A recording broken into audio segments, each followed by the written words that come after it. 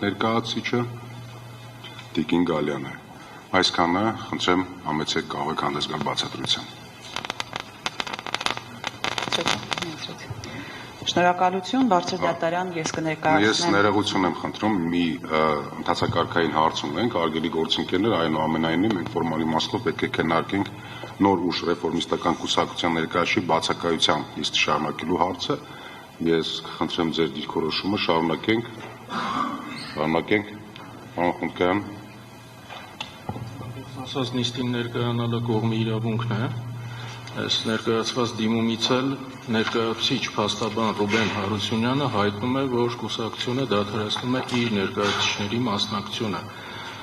Ներկայացուցիչը ինքը դադարեցնում է ներկայացուցիչների մասնակցությունը, ինչևէ դիմումից երևում է, որ ցանկություն չունեն մասնակցելու նիստին, ուստի եւ դեմ չեմ գործի քննությունը շարունակել նշված կուսակցության ներկայացուցիչի բացակայության պայմաններում։ Շնորհակալություն, պարոն Խունդկարյան, խնդրեմ։ Շնորհակալություն, բարձր դատարան, ես ընդհանրական կներկայացնեմ դիմումը, այնուհետև իմ գործընկերները ավելի մանրամասն կշարադրեն դիմումում ներկայացված փաստարկները։ Բարձր դատարան, այսօր ձեր առջև դրված չէ հերթական ընտրական վեճը, այսօր ձեր առջև դրված է շատ ավելի կարևոր հարց։ Կարող է Հայաստանի Հանրապետությունում քաղաքացին կատարել իր սահմանադրական պարտքը, գնալ ընտրության, քվեարկել, իսկ հետո պետությունը որոշի, որ նրա ձայնն այլևս նշանակություն չունի։ Եթե այս հարցի պատասխանը դրական է, ապա վտանգված է Հայաստանի Հանրապետության յուրաքանչյուր քաղաքացու վստահությունը, որ իր ձայնն արժեք ունի։ Եվ հենց սա է այս գործի էությունը։ Այս գործը Բարգավաճ Հայաստան կուսակցության մասին չէ։ Այս գործը Հայաստանի Հանրապետության քաղաքացու ընտրելու իրավունքի մասին է, որովհետև իշխանության աղբյուրը ժողովուրդն է եւ ոչ թե պետական մարմինը, պաշտոնյան, ոչ էլ կենտրոնական ընտրական հանձնաժողովի նախագահը։ Եվ ոչ ոք իրավունք չունի ժողովրդի փոխարեն որոշելու, թե նրա որ ձայներն են կարևոր, իսկ որոնք ոչ։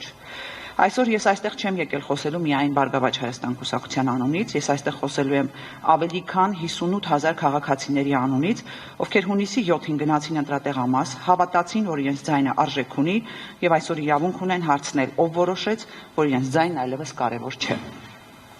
Մենք այստեղ ենք, որովհետև այս գործը վերաբերում է Հայաստանի Հանրապետության սահմանադրության ամենակարևոր արժեքներից մեկին՝ ժողովրդի իշխանությանը։ Սահմանադրության երկրորդ հոդվածը հստակ ասում է, որ իշխանությունը պատկանում է ժողովրդին, իսկ ժողովրդի իշխանությունն իրացվում է առաջին հերթին ազատ եւ արդար ընտրությունների միջոցով։ Եթե ընտրությունների արդյունքում որևէ քաղաքական ուժ, որևէ թեկնածու կամ նույնիսկ մեկ ընտրող զրկվում է իր կամքի արտահայտման իրական արդյունքից, ապա խնդիրը արդեն վաղուց մեկ կուսակցության խնդիր չի դառնում։ Դա դառնում է սահմանադրական կարգի խնդիր։ Այս գործի առանցքային հարցը հետևյալն է. արդյոք պետական մարմինը կարող է իր իսկ թույլ տված սխալների հետևանքները բարթել ընտրողի վրա։ Մեր համոզմամբ ոչ։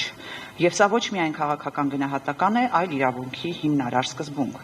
Բարձր դատարան։ Մեր դիմումը բազմաթիվ խախտումների մասին է։ Այս խախտումները մեկուսացված դեպքեր չեն, դրանք նույն շղթայի տարբեր օղակներ են։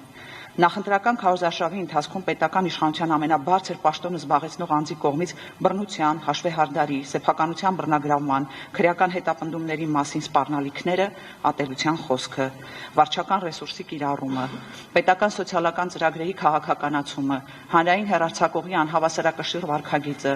ընտրական մարմինների անգործությունը, ընդդիմության նկատմամբ քրեական հետապնդումները, բազմաթիվ ձերբակալություններն ու կալանքները եւ վերջապես ԿԸՀ որոշումները, որոնց արդյունքում հազարավոր քաղաքացիներ զրկվեցին իրենց ձայնը կրկին արտահայտելու հնարավորությունից։ Սրանք առանձին դեպքեր չեն։ Սա մեկ համակցություն է, որը ցույց է տալիս, թե ինչպես պետությունը դարձավ քաղաքական պայքարի անմիջական մասնակից։ Իսկ երբ պետությունը դառնում է ընտրական պայքարի մասնակից, ընտրություններն այլևս հավասար չեն լինում։ Երբ ընդդիմությունը մրցում է ոչ թե իշխանության հետ, այլ ողջ պետական ապարատի հետ, դա արդեն ընտրական մրցակցություն չէ։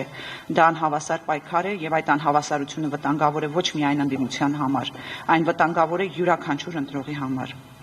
Բարձր դատարան։ Այս գործում կա նաեւ մեկ սկզբունք, որի շուրջ իրավական պետությունում կասկած չպետք է լինի։ Եթե պետական մարմինն է սխալվել, ապա այդ սխալի հետևանքները չեն կարող կրել քաղաքացիները։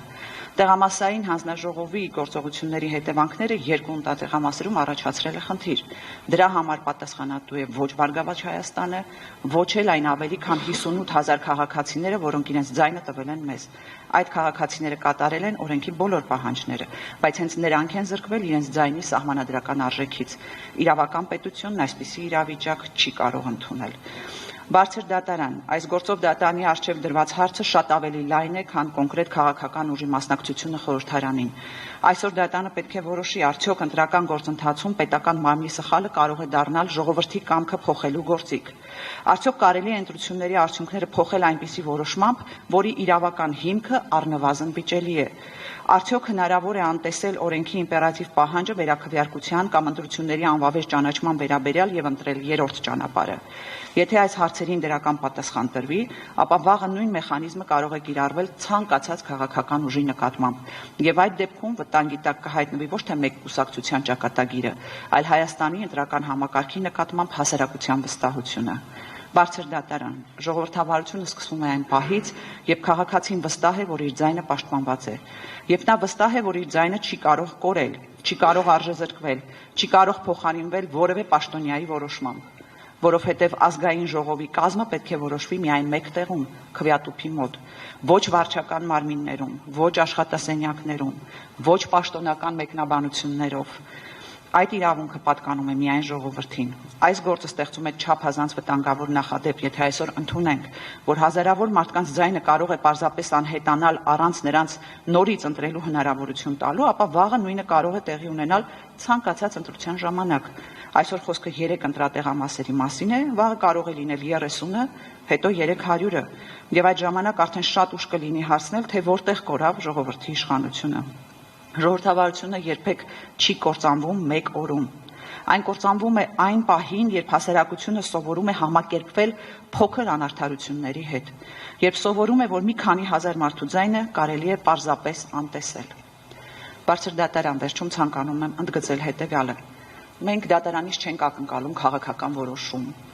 մենք դատարանից չենք ակնկալում աջակցել որևէ կուսակցության, մենք դատարանից ակնկալում ենք միայն մեկ բան՝ վերականգնել սահմանադրության գերակայությունը, վերահաստատել, որ ընտրությունների արդյունքները պետք է որոշվեն օրենքով եւ ոչ թե հայեցողությամբ, որ պետական մարմինները կարող են գործել միայն օրենքով իրենց վերապահված լիազորությունների շրջանակում, որ ընտրողի ձայնը չի կարող արժեզրկվել պետական մարմինների սխալի պատճառով եւ որ Հայաստանի Հանրապետությունում ժողովրդի կամքը շարունակում է մնալ իշխանության միակ սահմանադրական աղբյուրը։ Շնորհակալ եմ։